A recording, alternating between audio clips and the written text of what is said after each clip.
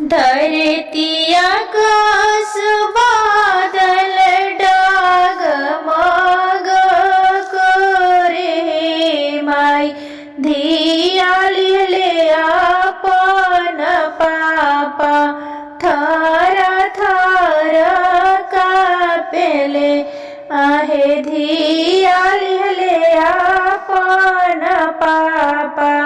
थर थर कापेले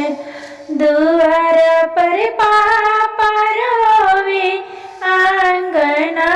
में माई हे माई हमारो सुंदर बेटी छोड़ी हमके जाई हे माई हमारो सुंदर बेटी छोड़ी हमके जाई हे। हाथ में रुमाल लिहले भैया समझावे माई पापा की संपत्तिया बहिनी आधा करबो दान हे माई पापा की संपत्तिया बहिनी आधा करबो दान हो